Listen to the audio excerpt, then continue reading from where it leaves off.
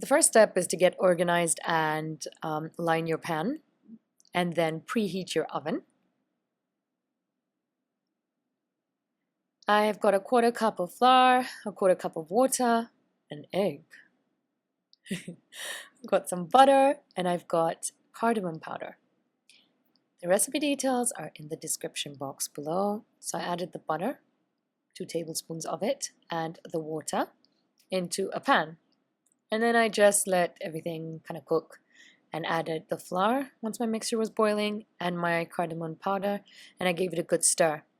Now you want to just stir, koroga, which is stir in Swahili, until you form one big round mass. It's almost like making edible Play-Doh for kids.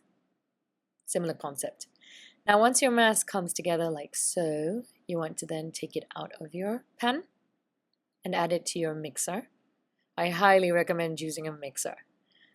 I then added my egg there, and using my whisk hook, I then just mixed everything up. Obviously you can do this by hand, but it does get labor intensive. You need some good muscles. So if you've got some good muscles, sawa, go ahead, do it. I don't. Now I added them into a Ziploc bag just to show you guys that you can use a Ziploc bag. I do prefer to use a piping bag, but this was just to show you other methods. I then dampened my finger in water and just neatened the sides of my eclairs. Notice they're really small, they're about 4-5 centimeters. I'm making little bite-sized portions. Obviously you can make it much bigger, entirely up to you. You can double the recipe and get more bigger ones. So after you've baked them, you want to then just cut them so that the inside also kind of cooks, so you don't have a mushy mass, and then bake them further for another 5 minutes. I've added egg yolks, some cornstarch, and sugar. I'm using vanilla flavored caster sugar.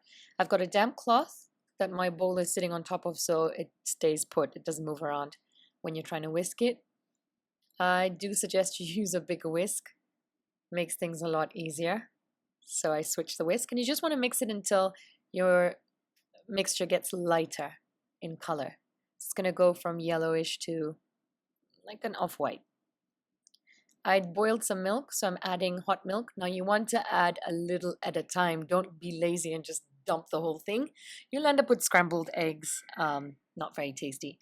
So add a little, it's called tempering. Add a little at a time while you're constantly stirring, just to make sure that it all mixes in well without any lumps or any scrambled eggs.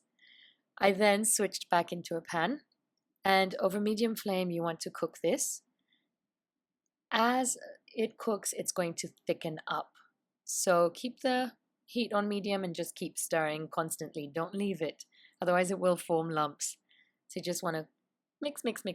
This is actually a French pastry cream that we're making here, in case anybody wanted to know. I then covered with baking paper and cling film, just because I don't like putting cling film on anything hot. You know, plastic hot things, not a very good idea chemical wise. So I then put it in the fridge and it's set firmly. Now we're ready for the next step. I'm adding a banana, so I'm just mashing it up. Great way to mash up a banana for kids, just by the way. I decided to use a sieve just to make sure that any bigger particles or seeds stay in the sieve and not in my mixture.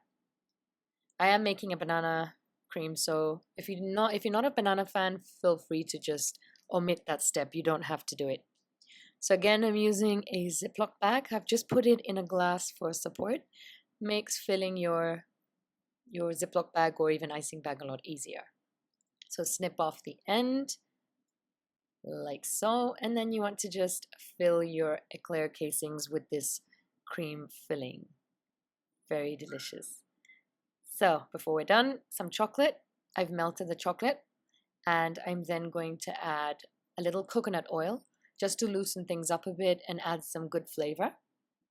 Bananas and coconut and chocolate, I think they pair well. I then also decided to add cardamom because we have cardamom in our batter, in our pastry batter. So I just added a little more there.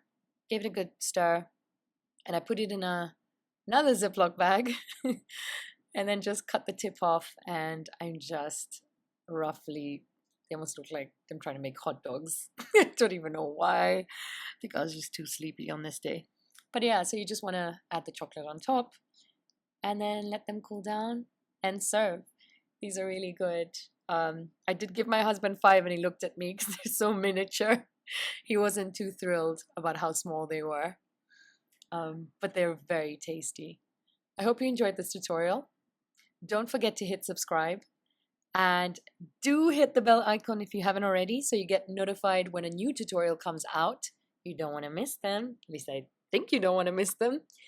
And if you have any questions, do leave a comment in the comment section or just say hi if you want to. I love hearing back from you guys. All right, till next time, happy cooking.